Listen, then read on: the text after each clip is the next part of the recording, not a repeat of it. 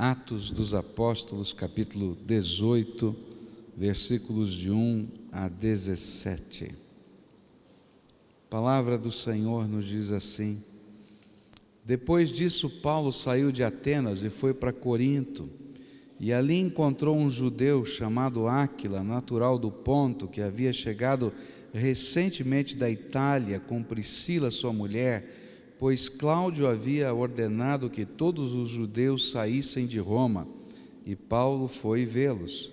E uma vez que tinham a mesma profissão, ficou morando e trabalhando com eles, pois eram fabricantes de tendas. E todos os sábados ele debatia na sinagoga e convencia judeus e gregos. E depois que Silas e Timóteo chegaram da Macedônia, Paulo se dedicou exclusivamente à pregação e testemunho aos judeus que Jesus era o Cristo. Opondo-se eles e lançando maldições, Paulo sacudiu a roupa e lhes disse: Caia sobre a cabeça de vocês o seu próprio sangue. Estou livre da minha responsabilidade. De agora em diante irei para os gentios. E então Paulo saiu da sinagoga e foi para a casa de Tício, justo, que era temente a Deus e que morava ao lado da sinagoga. Crispo, chefe da sinagoga, creu no Senhor, ele e toda a sua casa. E dos coríntios que o ouviam, muitos criam e eram batizados. E certa noite o Senhor falou a Paulo em visão: Não tenha medo, continue falando e não fique calado, pois estou com você, e ninguém vai lhe fazer mal ou feri-lo, porque tenho muita gente nesta cidade. Assim Paulo ficou ali durante 1 ano e meio, ensinando-lhes a palavra de Deus. E sendo Galho procônsul da Acaia, os judeus fizeram em conjunto um levante contra Paulo e o levaram ao tribunal, fazendo a seguinte acusação: Este homem está persuadindo o povo a adorar a Deus de maneira contrária à lei. E quando Paulo ia começar a falar, Galho disse aos judeus: Se vocês judeus estivessem apresentando queixa de algum delito ou crime grave, seria razoável que eu os ouvisse. Mas visto que se trata de uma questão de palavras e nomes de sua própria lei, resolvam o problema vocês mesmos. Não serei juiz dessas coisas. E mandou expulsá-los do tribunal. E então todos se voltaram contra Sóstenes, o chefe da sinagoga, e o espancaram diante do tribunal, mas Galho não demonstrou nenhuma preocupação com isso. A vida não é alguma coisa contínua, no sentido de estar sempre no mesmo momento ou condição. Eu não sei se você já viveu isso, mas tem determinados momentos que a gente diz assim: puxa vida, está tão bom tudo, não é? Que a gente fica até preocupado, né? Porque está tudo correndo tão bem. Já aconteceu isso com você, né? Ou então aqueles momentos assim: puxa vida, não parece que abriu tudo para acontecer tudo ao mesmo tempo. Já aconteceu? Não é? A vida tem uma dinâmica muito interessante. A gente passa por momentos que são tremendamente alegres, felizes, a gente passa por momentos que são complicados, e isso acontece com todo mundo. Acontece com quem teme a Deus, com quem não teme a Deus, porque isso faz parte da dinâmica da nossa vida. Mas tem uma coisa tremenda: quando nós tememos a Deus, no meio desta dinâmica da vida, nós vamos poder ver a intervenção da mão de Deus nos sustentando. Todos nós temos que atravessar essa dinâmica da vida, mas você pode atravessar sozinho, ou você pode atravessar de mão dada com o Senhor da tua vida. E esse texto nos fala de um momento na história do apóstolo Paulo, onde a gente pode perceber de várias maneiras a mão de Deus do lado dele. E eu quero olhar para esse texto tentando fazer a gente conseguir perceber os momentos da graça de Deus, em meio a essa dinâmica complicada da vida, como Deus está trabalhando, como Deus trabalha, como Ele mexe com a nossa vida, como Ele vai pegando a gente no contexto, naquela situação que a gente está vivendo, e de maneiras tão tremendas Ele trabalha o nosso coração.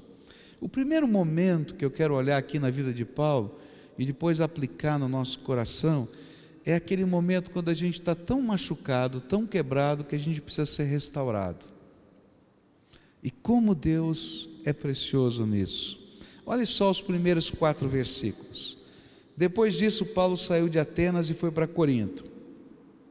E ali encontrou um judeu chamado Áquila, natural do Ponto, que havia chegado recentemente da Itália com Priscila, sua mulher, pois Cláudio, o imperador, havia ordenado que todos os judeus saíssem de Roma. Paulo foi vê-los, e uma vez que tinham a mesma profissão, ficou morando e trabalhando com eles, pois eram fabricantes de tendas, e todos os sábados ele debatia na sinagoga e convencia judeus e gregos. O primeiro momento de restauração aqui, que Lucas nos descreve, era Deus olhando para o coração, para o corpo, para os sentimentos de Paulo e preparando algo que pudesse ser um tempo dele se refazer de todas as batalhas da sua vida. Quando a gente lê tudo isso que aconteceu, a gente começa a ver como Deus está por trás disso. Ele nessa grande cidade sozinho, e olha o milagre que vai acontecer. Lá na cidade de Roma, começa a ter uma discussão entre judeus. Os registros históricos nos falam que eles começaram a discutir, lá nos registros romanos, a respeito de um Cresto, com E. E os historiadores dizem que na época o E e o I na língua latina daquele tempo podiam ser trocados, tinham o mesmo som quase. Então os historiadores dizem que eles estavam discutindo entre eles a respeito de Cristo. E por causa dessa discussão, dessa briga de judeus entre si, como estava acontecendo em Tessalônica, em outros lugares, os judeus cristãos foram expulsos de Roma naquela ocasião. E aí um casal de judeu cristão chamado Áquila e Priscila, que tinham a mesma profissão de antes de Paulo ser missionário. Paulo trabalhava com couro e ele fazia tendas. Essas tendas, essas coberturas de couro, elas eram usadas nos mercados. Sabe feira livre? Tá? Não tem a barraca que é coberta de lona, não é? Aquele tempo se cobria com couro, e no mercado as barracas com vários produtos eram fabricadas assim. E a profissão de Paulo era fazer aquele trabalho. E de repente, um casal de judeus cristãos que moravam em Roma foram expulsos pelo imperador e vão morar na cidade de Corinto, têm a mesma profissão de Paulo. E quando Paulo chega naquela cidade, sem dinheiro, sem casa, sem nada, encontra aqueles irmãos que dizem: Paulo, vem morar com a gente. Nós estamos aqui em dificuldade que nem você, que a gente perdeu tudo lá em Roma, mas nós temos a nossa profissão, você trabalha com a gente e mora com a gente. E Deus prepara essa família para ser um lar, para ser uma família do missionário que está quebrado e machucado. Não é tremendo como Deus está trabalhando, mexendo no mundo, mexendo na história, para que de alguma maneira o apóstolo Paulo pudesse ser abençoado. Nesse contexto da vida, Deus trabalha toques de restauração no nosso coração que são vindos do céu. É interessante como não apenas na vida de Paulo, mas na minha vida e na sua vida, Deus faz coisas assim. Ele prepara pessoas, Ele prepara lugares, Ele prepara coisas. Quando a gente está vivendo às vezes o momento mais complicado da vida, aparece de carne e osso um anjo de Deus na nossa vida, e esse anjo de Deus entra na nossa história, e às vezes ele não fica por muito tempo, ele fica por alguns dias, por alguns minutos, mas é Deus entrando na nossa história e colocando a sua mão de graça na nossa vida. Que Deus tremendo! Aí passa-se um tempo e Deus continua a agir. E aí a gente vai descobrir um segundo momento tremendo na vida de Paulo. Verso 5: depois que Silas e Timóteo chegaram da Macedônia, Paulo se dedicou exclusivamente à pregação, testemunhando aos judeus que Jesus era o Cristo. E o segundo momento que Lucas descreve é a chegada da equipe missionária para encontrarem-se com Paulo. Eles chegam da Macedônia, e a Bíblia nos diz em outros lugares que eles chegam trazendo da Macedônia as ofertas das igrejas para o sustento da equipe missionária. E então Paulo diz: bom, agora que está aqui o nosso time, agora que eu estou restaurado, agora que eu tenho recursos para poder não depender de ninguém, eu vou pregar o Evangelho todo dia e toda hora. E esse homem que estava meio quietinho, ele começa a pregar com uma ousadia incrível. E a segunda coisa que eu aprendo nesse texto é como é importante eu fazer parte de um time de Deus. Tem muita gente que quer viver a sua vida cristã sozinho. E claro, querido, você pode ter comunhão com Deus sozinho. A Bíblia diz que você pode trancar a porta do teu quarto e falar com o teu pai em segredo, que ele vai falar com você os segredos do céu. E a gente tem que ter esse aspecto privado, íntimo da nossa relação com Deus. Mas eu preciso fazer parte de um time de Deus. Como eu preciso fazer parte de uma igreja. Como eu preciso me sentir parte de uma família, de um povo. Por quê? Porque todos nós passamos pelos altos e baixos da vida, querido. Tem um dia que você está preparado para animar o coração de qualquer um, que o teu coração está ardendo e você está pronto. Mas tem dia, fala a verdade, não tem dia que você tem vontade de dizer assim: eu queria cobrir a cabeça e não levantar da cama hoje. Já sentiu isso? Eu vou falar baixinho também, viu? É verdade, é verdade. E como é importante a gente fazer parte de um time de Deus, aquele time que vem e nos motiva, aquele time que às vezes, na hora necessária, investe na nossa vida, aquele time que nos ajuda a não perder o foco do propósito que Deus tem para nós. Como é rápido, meus irmãos, para a gente perder o foco. Olha, é muito fácil, num determinado momento da vida, a gente perder os sonhos, a gente simplesmente continuar vivendo. Entende o que eu quero dizer? A gente vai tocando a vida. O que vai acontecer? Não sei. A gente vai tocando. Mas sabe, quando a gente tem um time, quando a gente faz parte do povo de Deus, quando a gente tem propósito de Deus na nossa vida, vai chegar alguém perto da gente e vai dizer assim: olha, Deus te deu um dom, usa o teu dom, Deus te chamou para alguma coisa, começa a fazer a obra.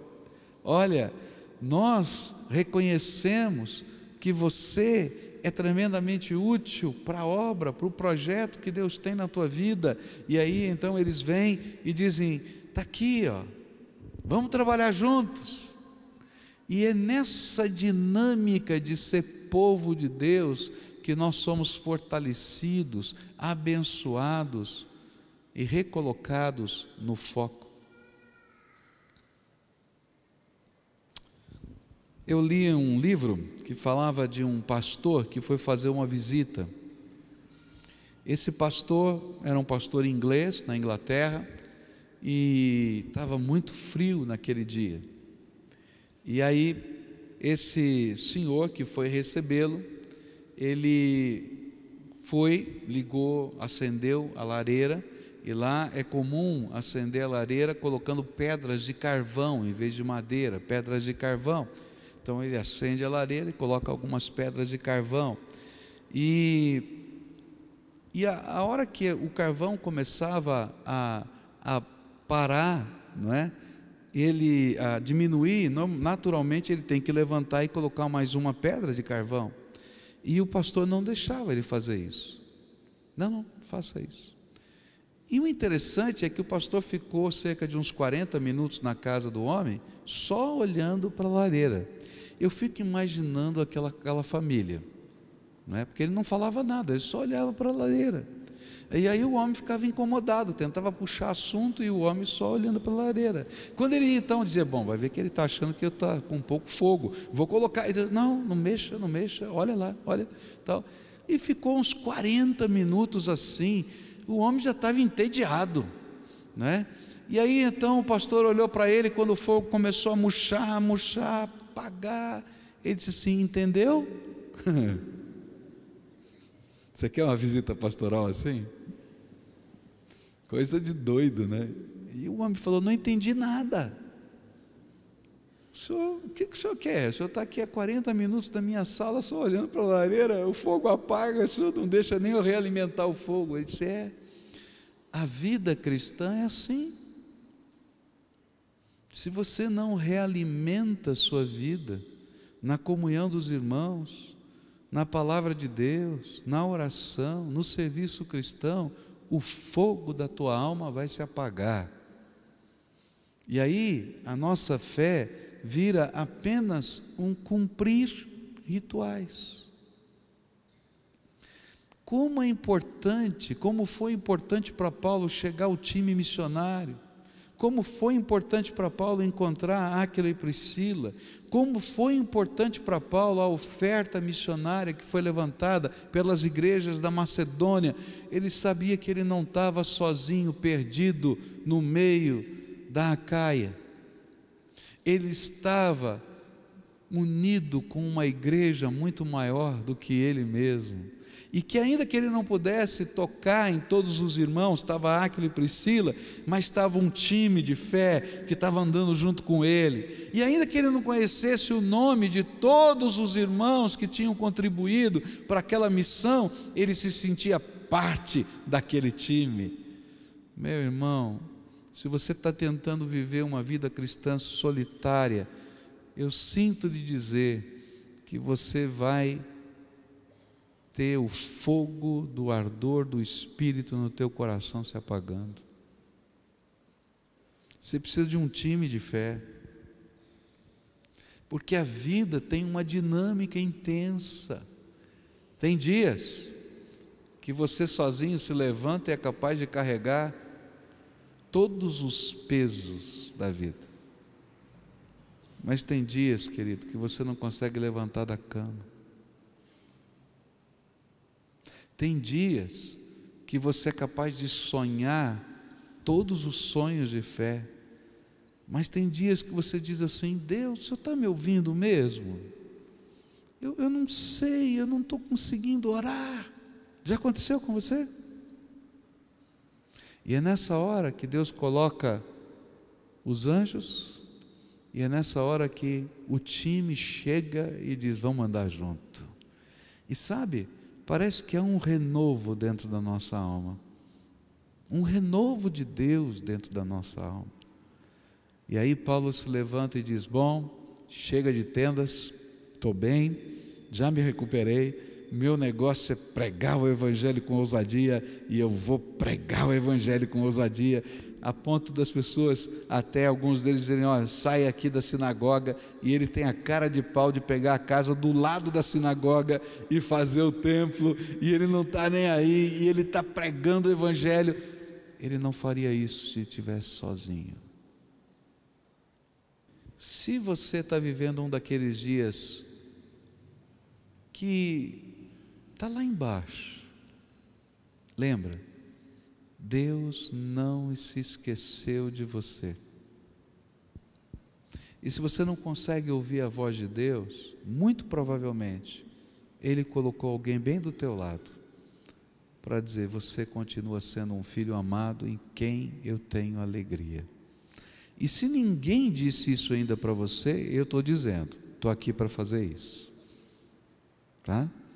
Você veio aqui hoje só para ouvir isso, que você é um filho amado de Deus, em quem Deus tem prazer de investir a sua graça na tua vida.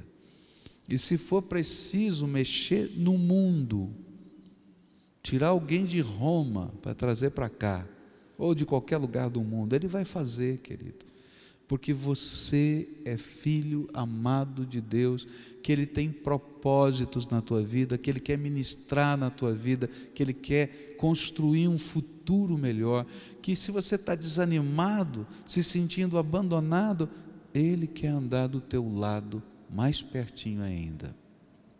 Segunda coisa que a gente estudou hoje, agora você tem que fazer parte de um time. Sabe por quê? Porque quando a gente faz parte de um time, de uma igreja, de um povo, de uma célula, a gente está fazendo a nossa parte. E a gente pode continuar focado no propósito de Deus. Porque a vida tem uma tendência muito rápida de fazer a gente desacreditar dos sonhos e dos propósitos. Deus tem sonhos e propósitos para você. Sabe, chega de viver o cristianismo solitário. Vive essa fé junto com os teus irmãos, num ministério, numa célula, numa igreja, num sonho de fé. Deixa Deus te dar esses sonhos. E olha, pode escrever o que eu estou falando, porque Deus é bom. Milagres de Deus vão acontecer por o propósito que Ele colocou no teu coração se concretizar. Queria orar agora, e eu vou pedir para o Espírito Santo ministrar na nossa vida. Cada um aqui é diferente, cada um aqui tem uma história, cada um está vivendo um tempo da dinâmica da vida diferente, não é verdade? Então vamos orar a Deus. Pai querido, muito obrigado pela Tua palavra. Obrigado porque aquilo que o Senhor fez com Paulo há centenas de anos atrás, o Senhor continua fazendo na minha vida. Muito obrigado, Pai, porque muitas vezes na minha vida, perto e longe, eu recebi a visita de homens, mulheres, crianças que foram anjos do Senhor. Eu nunca vou me esquecer daquele irmão que deu testemunho aqui, Pai, que ele estava lá doente, com a perna doendo, quando uma criança passou, foi embora, voltou, viu a carinha dele com dor e disse: posso orar por você? E orou pedindo que Deus o abençoasse e curasse.